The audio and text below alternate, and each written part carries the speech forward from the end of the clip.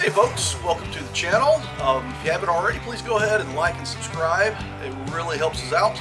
Now in this video, we're going to talk about how to eat steak cheaply in this, we'll say, economically challenging times. Steak can be very expensive, but this is going to be a way to get a few steaks relatively cheaply, so I hope you enjoy. Alright, first thing we're going to do is sharpen our knife, and you can hear the sounds of a baby in the background. I have two boys, and I've said from the beginning this show really is about a dad trying to feed his family. And side note, have you ever noticed that everybody whose mother is a nurse knows how to cook? Love your mom. Anyway, we're going to start with about a 3-pound London Broil.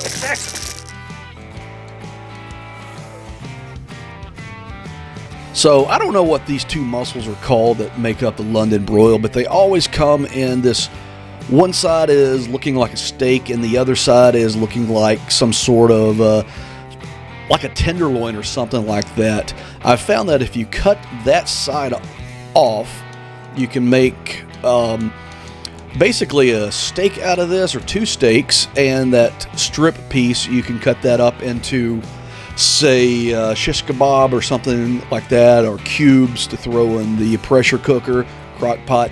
But this bigger side, I'm just going to cut that down the middle and make some cutlets out of this bigger piece.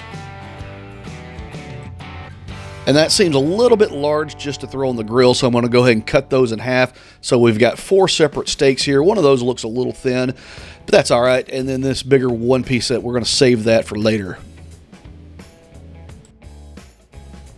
Now this is important when you have a cheap cut of meat, is to go ahead and tenderize it. So basic tenderizing hammer, let your 3-year-old just hit it with a hammer. He likes that. Last time he hit himself in the head. That was kind of funny when he stopped crying. But this helps break down the fibers in the meat so that you've got a cheap cut of meat that's going to be tenderized, or tender, when you eat it. And there you can see the greatest marinade that's ever been invented. That's Dell's Steak Seasoning. It's a quick marinade, mostly soy sauce, made in Birmingham, Alabama, 1880s, I believe. Don't overdo this, 30 minutes tops, or it will seriously overpower your steak. This is great on steak, chicken, shrimp, pork, especially pork. It's so good. So just pour enough in there to cover your steaks, and I like to squeeze the air out of the bag, and that helps you use less marinade, and this stuff is so good. Okay, and we're going to throw some veggies on the grill with my little helper's instruction here. Right, put them back. Okay, what do we do? Chop out his head. Beautiful. I got the zook. I got the squash. Chop out his head and his butt.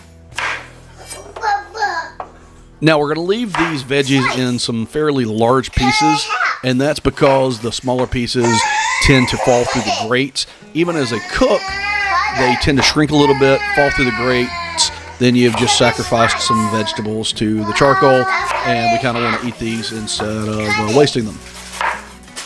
Cut it in half. See? Yep.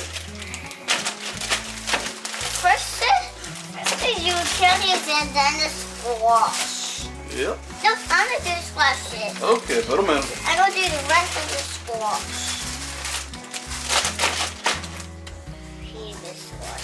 I'm gonna throw the yellow thing in. Yeah, I'm gonna do it. Put a little olive oil in it. Oh, that's enough, that's enough. Now, pour all that salt in there. Just pour it in. See? Yep. Like that? Yep, very good. There's some more. Yeah, go ahead and pour that in. Yeah, a little more. Okay. Now shake it up.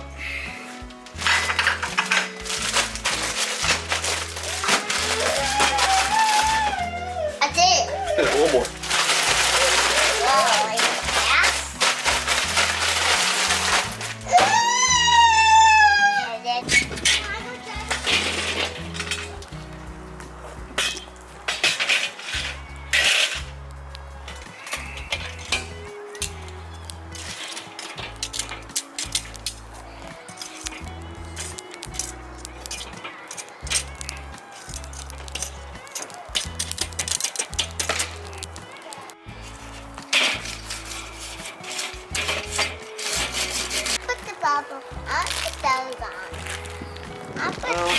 too hot for you, buddy. Now we go ahead and throw our vegetables on first and let those get cooking. And we want to cook these for about 10 minutes directly over the coals, direct heat. They do tend to take a lot longer to cook than your steaks.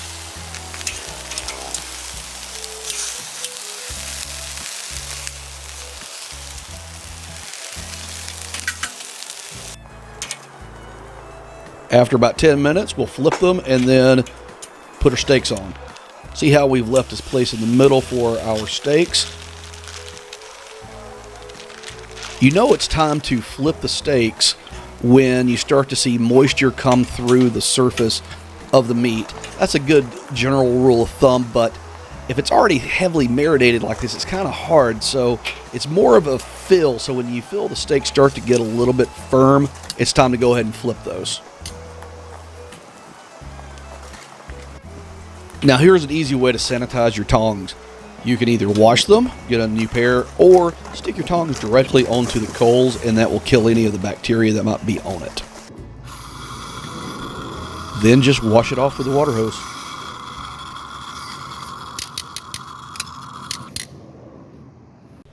Now it's time to take dinner off the grill, and remember, you do not want to overcook London broil. No more than a medium well. Medium rare is even better. About 135 if you're going by temperature, but I think you really should go by a firmness feel more than anything. Now after the steak is rested, I don't know, maybe 5 or 6 minutes or so, it's time to cut it up. And another way to make sure you get a very tender steak is to make sure you go across the grain, which I just pointed out with my knife, and make thin slices, no more than 1/4 inch. And I like to serve steak this way because your ends are going to cook more than the center. So if you're serving more than one person, you have some steak that is cooked longer, medium well, or God forbid anything more than that, or medium rare. Like you see this pink center here, that's a nice medium rare, and if you have to reheat this steak, you can still do that the next day if you have any leftovers, if that's ever happened. So this way individuals can pick out what piece of meat that they like, and it works really well when serving a group. I hope you guys have enjoyed this video, and be sure to like and subscribe. It really helps us out. And now you get to eat it.